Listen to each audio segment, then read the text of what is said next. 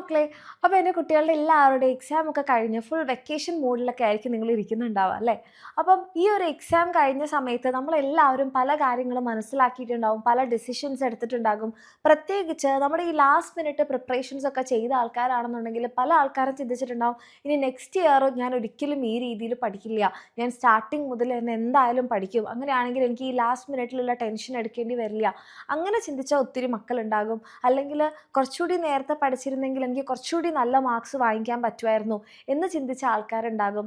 ഇനി അതുമല്ല, നമ്മൾ ഒന്നുകൂടെ പിടിച്ചിരുന്നെങ്കിൽ നമുക്ക് ഏറ്റവും നന്നായിട്ട് പെർഫോം ചെയ്യാൻ പറ്റും എന്ന് തിരിച്ചറിഞ്ഞ കുറേ മക്കളുണ്ടാവും അല്ലേ? അപ്പോൾ ഈ തിരിച്ചറിവുകളൊക്കെ നമുക്ക് ആ ഒരു എക്സാം ടൈമിൽ മാത്രം ഉണ്ടായിട്ട് കാര്യമില്ല. നമ്മുടെ എക്സാം കഴിഞ്ഞ് നമ്മൾ ഇനി നെക്സ്റ്റ് ഇയറിനെ കുറിച്ച് ചിന്തിക്കുമ്പം അത് നമ്മളെ മനസ്സിൽ, ഇപ്പം നിങ്ങൾ വെക്കേഷൻ എൻജോയ് ചെയ്യുമ്പോഴൊക്കെ ആണെങ്കിൽ കൂടെ നെക്സ്റ്റ് ഇയർ നമ്മൾ എങ്ങനെയായിരിക്കണം എന്നുള്ള ഒരു ഐഡിയ നമ്മുടെ മനസ്സിലുണ്ടാവണം. അപ്പോൾ അതിന് നിങ്ങളെ ഏറ്റവും കൂടുതൽ സഹായിക്കുന്നതായിരിക്കും നമ്മുടെ എക്സാമിനറിൻ്റെ ബാച്ചസ്.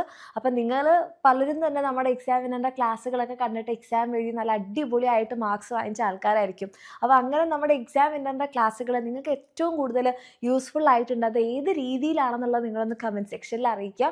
അതേപോലെ തന്നെ ഇനി നെക്സ്റ്റ് ഇയർ ഇതിലും അടിപൊളിയായിട്ടൊക്കെ എൻ്റെ കുട്ടികൾക്ക് പഠിക്കണമെന്നുണ്ടെങ്കിൽ തീർച്ചയായിട്ടും നമ്മുടെ ബാച്ചിൽ നിങ്ങൾക്ക് അഡ്മിഷൻ എടുക്കാം. നമ്മുടെ ബാച്ചിൽ നിങ്ങൾക്ക് റെക്കോർഡ് ആൻഡ് ലൈവ് ക്ലാസ്സുകൾ ഉണ്ടാവുന്നതായിരിക്കും. അതേപോലെ തന്നെ നോട്ട്സും വർക്ക്ഷീറ്റും എക്സാംസും ഇതെല്ലാം വെച്ച് നിങ്ങളൊന്ന് പ്രോപ്പറായിട്ട് പ്ലാൻ ചെയ്ത് പഠിക്കുകയാണെന്നുണ്ടെങ്കിൽ കഴിഞ്ഞ വർഷം നമ്മൾ എന്താലോചിച്ചാണോ റിഗ്രറ്റ് ചെയ്തത്, ഇനി അങ്ങനെ ഉണ്ടാവാൻ പാടില്ല, അല്ലെങ്കിൽ അടുത്ത വർഷം ഏറ്റവും അടിപൊളിയാക്കണം എന്ന് ചിന്തിച്ചോ, അതൊക്കെ നമുക്ക് ചെയ്യാൻ പറ്റും. അതിനുള്ള സമയമൊക്കെ ഉണ്ട്. നിങ്ങളിത് സ്റ്റാർട്ട് ചെയ്യാൻ വേണ്ടി പോകുന്നേ ഉള്ളൂ. അപ്പോൾ അത് പ്രോപ്പറായിട്ട് പ്ലാൻ ചെയ്യണം, ഏറ്റവും സേഫ് ആയിട്ടുള്ളൊരു സ്ഥലത്ത് തന്നെ അത് ചെയ്യണം എന്നുണ്ടെങ്കിൽ തീർച്ചയായിട്ടും എൻ്റെ മക്കൾക്ക് താഴെ കാണുന്ന നമ്പറിൽ മെസ്സേജ് ചെയ്യാം, നമ്മുടെ ബാച്ചിൽ അഡ്മിഷൻ എടുക്കാം.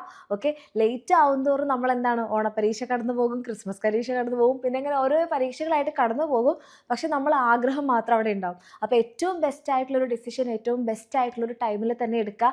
അങ്ങനെ എൻ്റെ കുട്ടികൾക്ക് തോന്നുന്നുണ്ടെങ്കിൽ താഴെ കാണുന്ന നമ്പറിൽ മെസ്സേജ് ചെയ്യാം, നമ്മുടെ ബാച്ചിൽ അഡ്മിഷൻ എടുക്കാം, അടിപൊളിയായിട്ട് പഠിക്കാം.